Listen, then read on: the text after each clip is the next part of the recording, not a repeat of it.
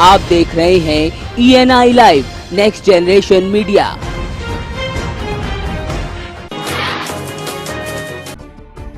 दिल्ली के मुख्यमंत्री अरविंद केजरीवाल ने मुख्यमंत्री प्रकाश सिंह बादल के गढ़ में रैली की। केजरीवाल की रैली में जनसैलाब उमड़ा तो वहीं AK ने जरनैल सिंह को मुख्यमंत्री प्रकाश सिंह बादल के खिलाफ लंबी से उम्मीदवार घोषित करते हुए बड़ा ऐलान किया। होम मिनिस्टर जो चिदम्बरम साहब थे उनका भी उन्होंने सामना किया था।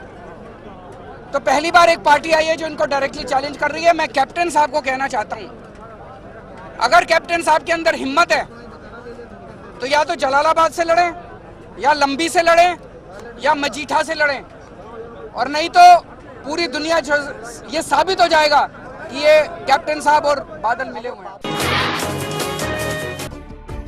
उधर लंबी में केजरीवाल की रैली को मुख्यमंत्री प्रकाश सिंह बादल के नजदीकी माने जाने वाले अकाली दल के जिलाध्यक्ष दयाल सिंह ने फ्लॉप बताया। उन्होंने कहा कि जरनैल सिंह को मुख्यमंत्री प्रकाश सिंह बादल के खिलाफ उतारे जाने से मुख्यमंत्री के जनाधार पर कोई असर नहीं पड़ेगा। सपा के कद्दावर नेता आजम खान ने एक बार फिर प्रधानमंत्री मोदी पर हमला बोला है। उन्होंने कहा कि प्रधानमंत्री से इस्तीफे की मांग ठीक नहीं लगती, लिहाजा सूबे में 8 दल ये तय कर लें कि बीजेपी की सरकार नहीं आने देंगे। ये सजा इस्तीफे से भी बढ़कर होगी। आजम ने यहाँ नाम लिए बगैर अमर सिंह को दल्ला कहा तो वहीं जयप्रदा को नाचने वाली कहकर संबोधित किया।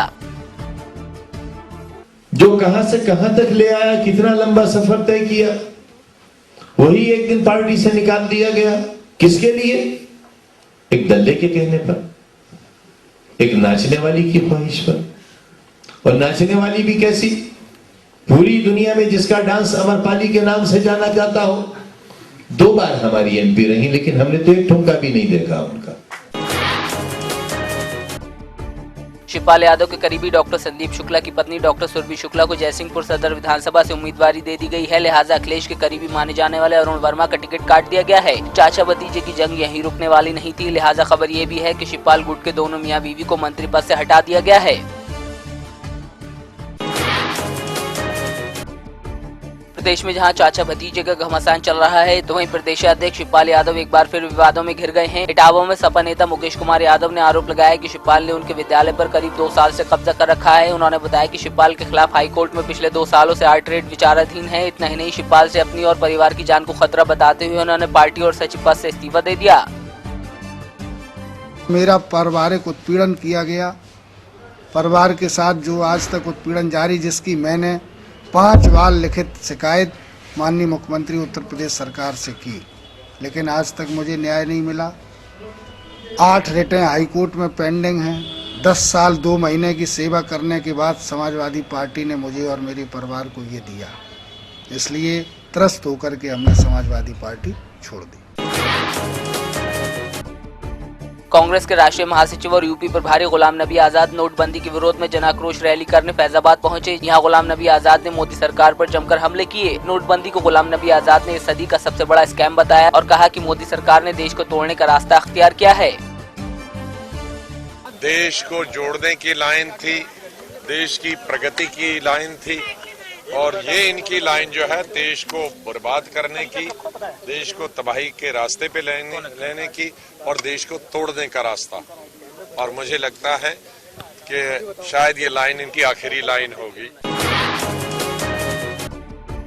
नोटबंदी की वजह से टमाटर की खेती करने वाले किसान मुसीबत में है। टमाटर की जबरदस्त पैदावार उनके लिए मुसीबत का सबब बन गई है। मिर्जापुर के नक्सल प्रभावित क्षेत्र खैराडीह में किसान पिछले 25 सालों से टमाटर की खेती पर अपनी आजीविका चलाते हैं। इस बार टमाटर की फसल अच्छी हुई है, लेकिन नोटबंदी की वजह से व्यापारी खरीद करने नहीं आ रहे, जिसकी वजह से टमाटर की कीमत 2 से 3 रुपए प्रति किलो तक पहुँच गई है। हमीरपुर मुख्यालय में बसपा का पिछड़ा वर्ग भाईचारा सम्मेलन आयोजित किया गया, जिसमें बसपा शासनकाल की उपलब्धियों को गिनाया गया। सम्मेलन में करीब 100 लोगों ने बसपा की सदस्यता ग्रहण की। इस दौरान भाजपा और सपा सरकार पर जमकर हमला बोला गया।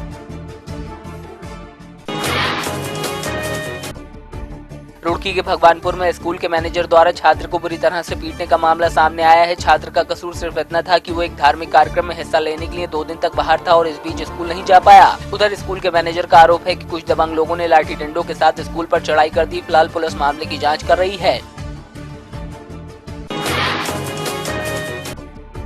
सोनभद्र की कोतवाली शक्तिनगर में कोतवाल प्रभारी विनोद यादव ने पत्रकारों और गणमान्य लोगों की बैठक की, जिसमें क्षेत्र की समस्याओं को मिलजुल कर सुलझाने की अपील की गई। बैठक में मुख्य रूप से ट्रैफिक प्रदूषण और सड़क दुर्घटनाओं पर चर्चा की गई।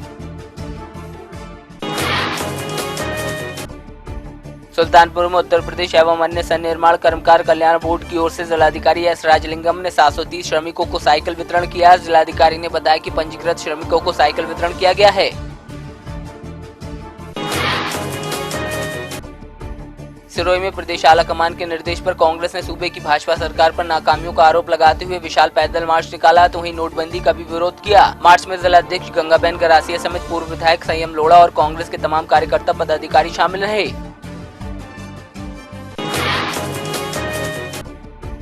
सूबे के वित्त मंत्री जयंत मलैया ने दमोह में प्रधानमंत्री ग्रामीण आवास योजना के तहत स्वीकृत पत्रों का वितरण किया। उन्होंने कहा कि सरकार का संकल्प है कि 2022 तक हर गरीब आवासीन परिवार को आवासीय सुविधा मिले। उन्होंने कहा कि प्रधानमंत्री के सपने को साकार करने के लिए प्रदेश सरकार ने काम शुरू कर दिया है।